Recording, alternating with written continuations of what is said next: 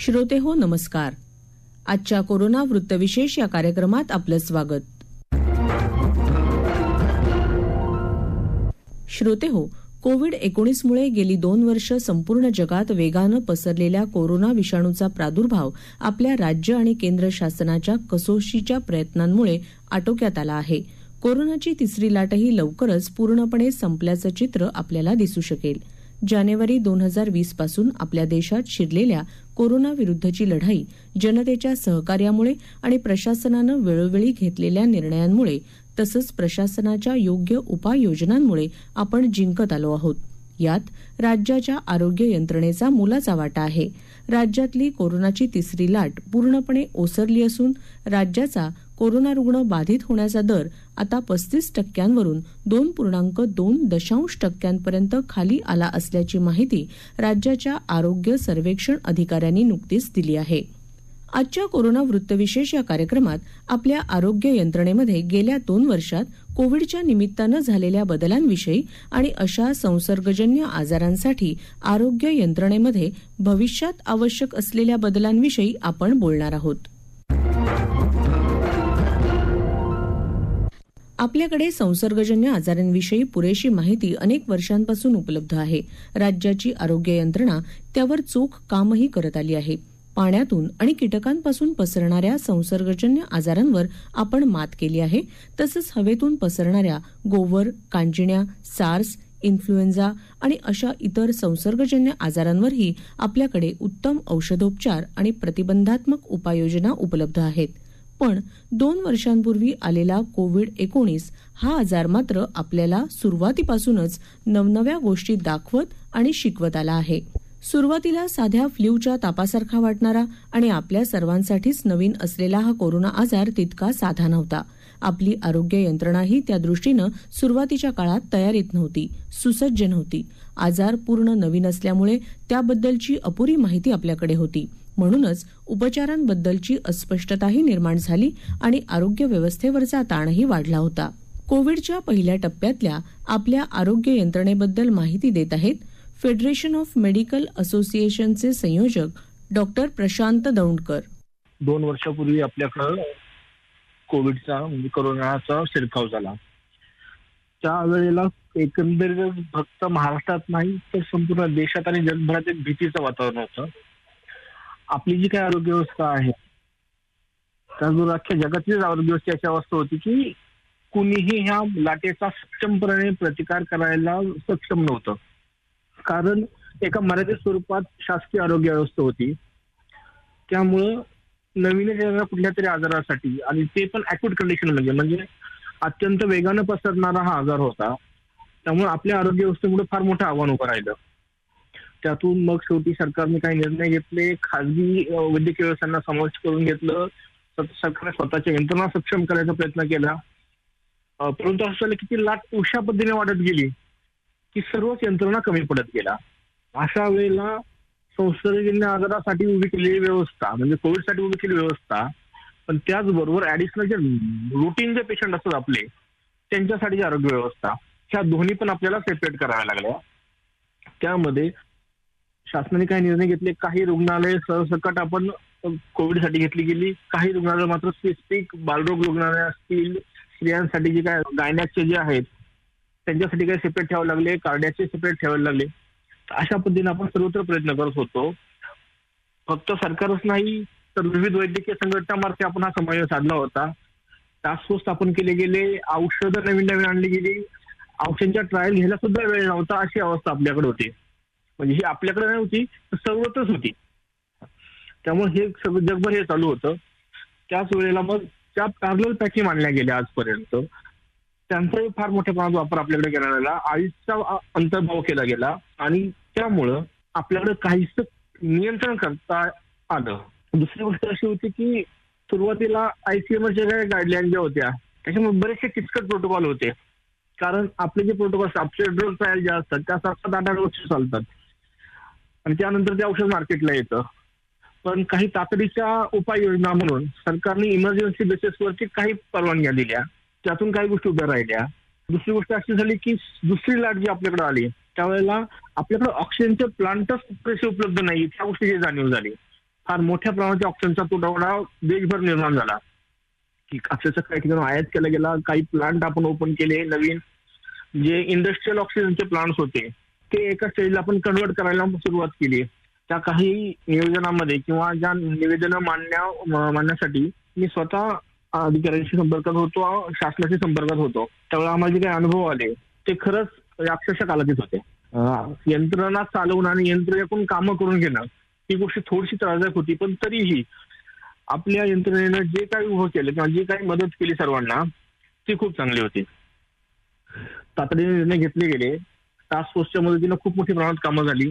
आपल्या प्रशासकीय मंडळी आणि त्याचबरोबर जे काही राजकीय निर्णय घेतले गेले पटापट तुमच्या व्हेंटिलेटर पासून, इमर्जन्सी व्हेंटिलेटर पासून तर ऑक्सिजनच्या प्लांट पर्यंत सगळ्या गोष्टींचा सप्लाय तातडीने केला गेला. त्यातून बऱ्यापैकी आपण जीव वाचवू शकलो.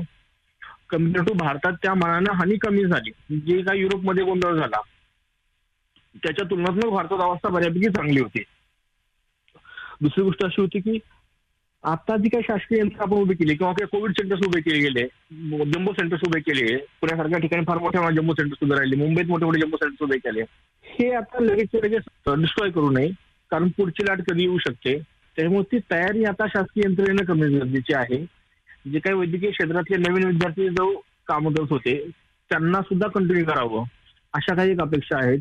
त्याचं कारण असं आहे की हीच यंत्रणा पुढे जर प्रॉब्लेम्स उभे राहिले तर उपयोगी पडणार आहे, कारण पुढची लाट कधीही येऊ शकते. त्याचं नियंत्रण आता कुणाच नाही, कारण जे तो व्हायरस जो आहे तो कसा म्युटेट होईल याचं आता कुणाकडे नियंत्रण नाही, कुणाला याची 100% माहिती नाहीये. त्यामुळं आपली यंत्रणा सगळंच ठेवणे, आपली तयारी पूर्णतः असणे, आपल्या ऑक्सिजन आणि इतर औषधं यांचा जो काही पुरवठा आहे हा पूर्णतः तयार असणे, याच्या बाबतीत शासनानं निर्णय घेणं गरजेचं आहे. जसं आपण युद्धासाठी तयारी करतो तीच तयारी आता आरोग्य व्यवस्थेसाठी असणं गरजेचं आहे. कारण हे एक महायुद्धच लढलं गेलं. जवळपास 5 लाख डेथ त्या 2 वर्षात झाल्यात, जे भारताच्या 4ही युद्धामध्ये झालेल्या नव्हत्या. एवढ्या मोठ्या प्रमाणात डेथ भारतभर झालेल्या आहेत. त्यामुळे हे एक महायुद्ध आपण अक्षरशः लढलोय. तर तशीच तयारी आरोग्य यंत्रणेसाठी, तेवढंच बजेट आरोग्य यंत्रणेसाठी शासनानं आणणं गरजेचं आहे. गेल्या 2 वर्षात आपल्या आरोग्य यंत्रणेनं कोविडचा प्रादुर्भाव लक्षात घेऊन सर्व रुग्णालयांचं नूतनीकरण केलं. नव्या रुग्णालयांची उभारणी आणि श्रेणी वाढीची सर्वाधिक कामं आपल्या राज्यात झाली. आरोग्य सेवेत व्यत्यय न आणता आरोग्य सुविधांमध्ये सातत्यानं वाढ करण्यात आली. वैद्यकीय साधनसामुग्री, रुग्णालय, वैद्यकीय महाविद्यालय यांची गरज आणि महत्त्व कोरोनानं आपल्याला दाखवून आणि पटवून दिलं. कोरोना काळातच ऑक्सिजन वायू निर्मिती प्रकल्प, ऑक्सिजन सिलेंडर, कोरोना प्रतिबंधक लस, विलगीकरण, मास्कचा वापर, सुरक्षित अंतर आणि स्वच्छतेचं महत्त्व आपण ओळखलं. आगामी काळात कोविडसारख्या इतरही संसर्गजन्य आजारांना आपल्याला सामोरं जायचं आहे आणि त्याकरता आपली आरोग्य यंत्रणा आणि आरोग्य संस्था कशी हवी हे जाणून घेणं आणि त्याचं नियोजन करणं महत्त्वाचं आहे. याविषयी माहिती देत आहेत डॉ. प्रशांत दौंडकर. कोविडमधून आपण आता काही प्रमाणात बाहेर पडलोय. भविष्यात या लाटा कदाचित परत येत राहतील. आता यासाठी आपण तयारी करणं गरजेचं आहे. काही अंशी असं म्हटलं जातं की हे एक जैविक युद्ध होतं आणि इथून पुढची कुठली युद्ध अशी डिरेक्टली होतील असं वाटत नाहीये. तर एका झटक्यात अर्थव्यवस्था पलटवायची ताकद असली ही जैविक युद्ध नक्की खेळली जातील. त्यामुळं इथून पुढं शासनानं आरोग्य व्यवस्थेसाठी मोठ्या प्रमाणात बजेट किंवा स्वतंत्र बजेट ठेवणं गरजेचं आहे. त्याचबरोबर एक गोष्ट आपल्या आता लक्षात आली होती, फक्त जो एकेरी ॲलोपॅथी प्रोटोकॉल जो चालू होता तो ह्या 2 वर्षात बदलला. त्यासाठी आयुर्वेद आहे, होमिओपॅथी आहे, युनानी आहे, सिद्ध आहे, यांची पण आता फार मोठी मदत आपल्याला झाली. त्यानुसार शासनानं मोठ्या प्रमाणात त्यांना परवानगी दिल्या, फ्रंट लेवलला आणण्याचं काम केलं. हे आता कंटिन्युअसली सिस्टीम मध्ये झिरपलं पाहिजे. जे काही आता RHPSC जिल्हा रुग्णालय आहेत किंवा राजधानीच्या ठिकाणी एम्स आहेत, ह्या प्रत्येक ठिकाणी आयुर्वेदाचे, होमिओपॅथीचे मोठ्या प्रमाणात विभाग उभं राहणं गरजेचं आहे. ते जे काही डॉक्टर्स किंवा वैद्यकीय असतील त्यांनाही समप्रमाणात वेतन श्रेणी उभ्या करणं गरजेचं आहे. आज आपल्याकडे दुर्दैवानं जे काही बाकीचे डॉक्टर्स आहेत, म्हणजे MBBS सोडून जे काही सिस्टीम आहे त्या डॉक्टरांना वेतन श्रेणीमध्ये प्रचंड फरक आहे. तो त्यांना समप्रमाणात किंवा सारख्या लेवलला आणणं गरजेचं आहे. तेव्हा ही लोक शासकीय आरोग्य व्यवस्थेत येणार आहे. कारण जे काही आता जे मोठे सेंटर्स आपल्याला कोविड काळात चालू होते, जे काही ICU सेंटर्स रन झाले, तर कन्सल्टंट येऊन फक्त ऑर्डर टाकून जात होता. 100 पेशंट मागे 1 कन्सल्टंट असायचा. त्यावेळेला या लोकांनी ती सिस्टीम चालवलेली आहे सगळी. आणि ही लोक ट्रेन झालेली आहेत. अशा लोकांना सैन्यात समाविष्ट करून घेणं, त्याचबरोबर स्पेसिफिक आयुषचे जे काही विभाग आहेत ते उभे करणं, प्रत्येक जिल्हा रुग्णालयात ते उभारायला पाहिजे, प्रत्येक RSPSCला तसे विभाग हवेत, पण त्यासाठी सेपरेट तरतूद करणं, ह्या गोष्टी गरजेच्या आहेत. कारण ॲलोपॅथीचे साईड इफेक्ट्स काय ते आपण सर्वांनी पाहिलेले आहेत. त्याच वेळेला आयुषची काय प्रमाणात मदत नक्की आपल्याला झालेली आहे. तर याचा समन्वय करून एक इंटिग्रेटेड सिस्टीम डेव्हलप करणं, जेणेकरून कुठलेही कसेही आजार आले तर आपला देश त्याला सक्षमतेने मुकाबला करू शकेल. याच्यासाठी ही सिस्टीम उभी करणं गरजेचं आहे. दुसरी गोष्ट म्हणजे मेडिक्लेम. खूप लोक बरी झाली पण ती आर्थिकदृष्ट्या अक्षरशः उद्ध्वस्त झाली. आपल्याकडं विम्याचं प्रमाण फार कमी आहे, अगदी 5-10% आसपास इतकंच आहे. तर प्रत्येक व्यक्ती ही आरोग्य विम्याच्या आतमध्ये कशी येईल याची काळजी शासनाने घेणं गरजेचं आहे. आता प्रत्येकाला विमा हा आवश्यक करणं गरजेचं आहे. त्याचबरोबर ज्या इतर सिस्टीम ज्या आहेत, आता आयुर्वेदामध्ये आम्ही मागच्या 2 वर्षात मोठं काम केलं की आयुर्वेदामध्ये आम्ही विमा क्षेत्र लागू करून घेतलं. त्याचप्रमाणे होमिओपॅथीसाठी विमा क्षेत्र लागू झालं पाहिजे, युनानीसाठी विमा क्षेत्र लागू झालं पाहिजे, त्याचे हॉस्पिटल्स उभे राहिले पाहिजेत, त्याचे नॉर्म्समध्ये बदल केले पाहिजेत. कारण आजच्या घडीला काय झालंय की सरसकट सगळ्यांचे नॉर्म सारखे आहेत, त्याचा जे खरंच उपयोग नाहीये. प्रत्येक सिस्टीमनुसार नॉर्म्स उभं करणं गरजेचं आहे, त्याचे कार्यक्षेत्र ठरवून देणं आणि त्यासाठी विम्याची तरतूद करणं. कारण परदेशात विमा हा फार महत्वाचा विषय असतो आणि आपल्याकडे त्याकडे दुर्दैवाने दुर्लक्ष केलं जातं. तर तो विमा क्षेत्र जर सर्व लोकांना लागू केलं आणि जर आरोग्य व्यवस्था त्याची अंडर बसवली तर आपल्याला फार मोठ्या प्रमाणामध्ये भविष्यात ह्या गोष्टींपासून काळजी घेता येईल.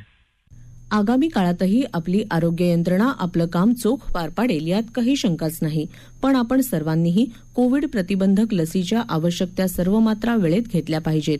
अजूनही काही काळ सुरक्षित अंतर राखणं, सार्वजनिक ठिकाणी गर्दी न करणं, मास्कचा योग्य वापर करणं अशा गोष्टी पाळल्या पाहिजेत आणि सार्वजनिक ठिकाणी थुंकणं आणि घाण करणं पूर्णपणे बंद केलं पाहिजे. श्रोतेहो, आपला कोरोना वृत्तविशेष हा कार्यक्रम आपण न्यूज ऑन AIR या ॲपवरही लाईव्ह ऐकू शकता. यासोबतच आमच्या मुंबई एअर न्यूज या YouTube वाहिनीवर कार्यक्रमाचं ध्वनिमुद्रण आपल्याला कधीही ऐकता येईल. याबरोबरच आजचा कोरोना वृत्तविशेष हा कार्यक्रम संपला. हा कार्यक्रम आकाशवाणी मुंबईच्या प्रादेशिक वृत्त विभागानं सादर केला.